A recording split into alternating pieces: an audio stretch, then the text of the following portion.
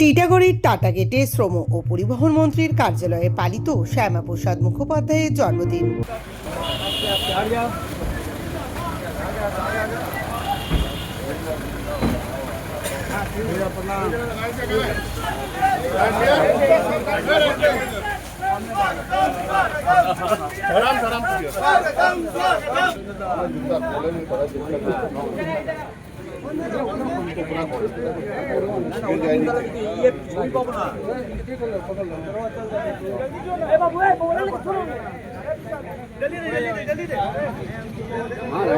আজ রাজ্য জুড়ে ঘটা করেই পালিত হচ্ছে ভারত কেশরী ডক্টর শ্যামাপ্রসাদ মুখোপাধ্যায়ের ১২৫তম জন্মবার্ষিকী।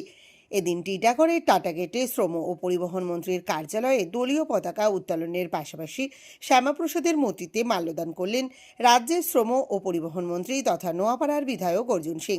উক্ত অনুষ্ঠানে হাজির ছিলেন বারাকপুর ৩ মণ্ডলের সভাপতি সন্তোষ সিং, ডক্টর চন্দ্রমণি শুক্লা সহ অন্যান্যরা। মন্ত্রী বলেন, শ্যামাপ্রসাদ মুখোপাধ্যায় এমন একজন ব্যক্তিত্ব যিনি দেশের মধ্যে থাকা দুটো পতাকার প্রতিবাদ করেছিলেন। উনি দেশকে রাষ্ট্রবাদী চিন্তাভাবনায় এগিয়ে নিয়ে যেতে চেয়েছিলেন। তারই প্রতিফলন ৩৭০ ধারা বিলোপ। ১২৫তম জন্মদিবস পালন করছি আমরা। আজকে আমাদের সরকার ছুটি ঘোষণা, এমন একটা ব্যক্তি যিনি সর্বপ্রথম এই দেশ স্বাধীন হওয়ার পরে যে দেশের মধ্যে দুটো সংবিধান চলছিল, দুটো প্রধান ছিল, দুটো পতাকা ছিল, তার প্রতিবাদ করেছিলেন। সেটা কার্যকর প্রতিবাদটা সফল হয়েছিল ২০১৪ সালের পরে। আমার মনে আছে ২০১৯ সালে আমি যখন নিজেও এমপি হয়েছিলাম, তখন আর সৌভাগ্য পেয়েছিলাম ৩৭০ ধারা বাতিল করার। তারই আজকে জন্মদিবস পালন করছি আমরা। তার থিম, সোচ, যেটা চিন্তা ভাবনা ছিল দেশকে রাষ্ট্রবাদ দিকে নিয়ে যেতে। যে দেশ রাষ্ট্রবাদ দিকে না যাবে সে দেশ কোনোদিন বেশি দিন টিকতে পারে না। তার মধ্যে ভাষা, জাতি, সম্প্রদায় যুদ্ধ লাগে।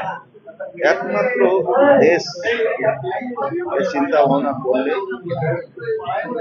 এটা সংগঠিত থাকবে এক জায়গায়।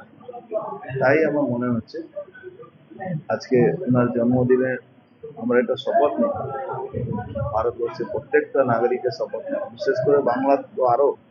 কেন আজকে সনাতনী হিন্দুদের জন্য হোমল্যান্ড ওনার জন্য আমরা পেয়েছি, তাহলে এটাও পাকিস্তানে থাকলো আর হিন্দুদের কি হাল হতো। বর্তমান প্রজন্মের বাচ্চারা শ্যামাপ্রসাদ মুখোপাধ্যায়ের সম্বন্ধে তেমন কিছু জানি না।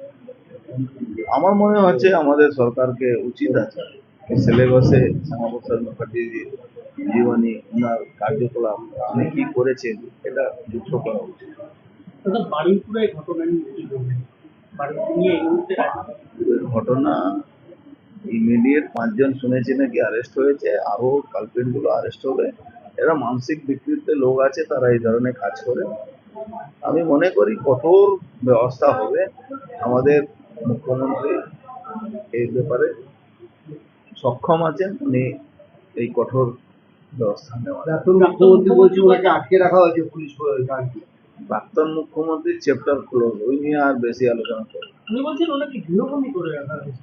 উনাকে কে গৃহবন্দী? ঘরে ঘুরে বেড়াচ্ছেন, বাইরে আসুন যান, কে উনাকে গৃহবন্দী? আমাদের খেয়ে দে কাজ নেই।